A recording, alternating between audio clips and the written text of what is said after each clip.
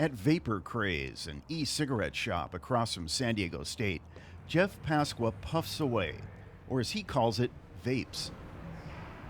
Every few moments, Pasqua reloads his e-cigarette from a small plastic bottle. It's called the e-liquid juice. Two types, VG, PG, vegetable glyceride, and then propylene, I can't pronounce that. Pasqua used to smoke cigarettes. Then he heard about e-cigarettes and decided to give them a try. Pasqua says vaping helps him curb his cravings for a real smoke. It's just there when I need that feeling, you know? Breaking a habit is hard to do. Vapor Craze sells more than 24 flavors of e-liquid juice. Pasqua prefers the banana walnut flavor known as monkey business. Yeah, he knows the juice contains nicotine, but he's not worried about it. From what I've read and seen and heard people talk about, nicotine is just like caffeine, good in moderation. I'm not saying everyone should do it, but in moderation, it's not harmful enough, you know? There are a number of different types of vaping products. Starter kits can cost as little as $30. High-end devices with digital readouts can run in the hundreds. Vapor Craze worker Vance Pope loves vaping and thinks his job is awesome. Because I feel like I'm changing lives. In what way? Getting people off cigarettes and changing the actual notion of the look or the feel of actually smoking. Before discovering vaping, Pope was a 2-pack-a-day smoker. And now? It's just such a positive attitude that I face around other people by not smoking at all. And I don't get the little snickers of, wow, your clothes stink, or, you know, that kind of thing, or you stink, dude, you know? And it's a great feeling. E-cigarettes were invented in China. They were introduced in the U.S. in 2006. Since then, e-cigarettes have become a multi-billion-dollar industry. But unlike tobacco products, e-cigarettes aren't regulated by the FDA. As a result, ads like these are all over TV. You know, I love being single, but here's what I don't love: a kiss that tastes like an ashtray. Blech.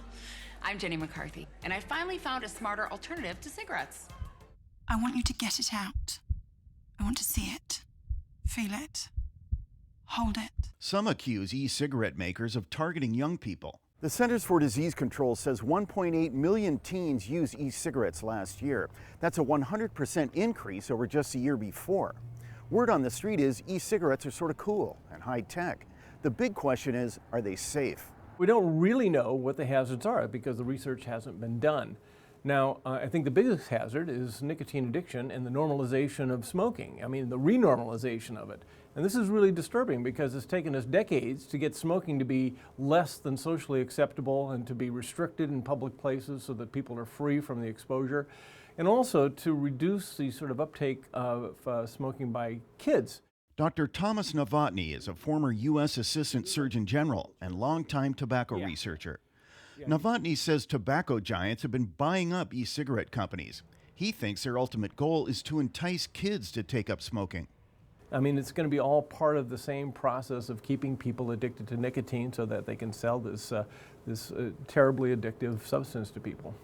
In the absence of federal regulations, 4 states and the District of Columbia have included e-cigarettes in their indoor smoking bans. California is said to be considering similar action. Vista has become the first city in San Diego County to ban e-cigarettes wherever smoking is prohibited.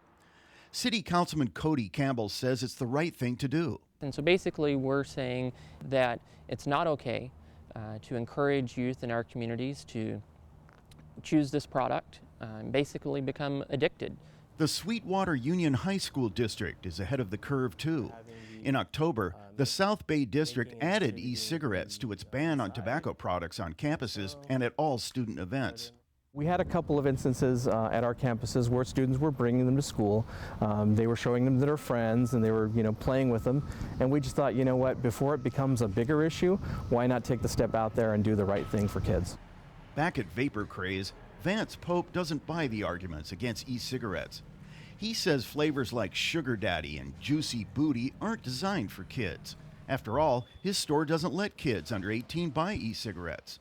But as long as they're 18, I feel like that's their choice. The FDA has developed some rules on e-cigarettes, but it hasn't made them public yet. Officials say the White House is reviewing the proposal. Kenny Goldberg, KPBS News.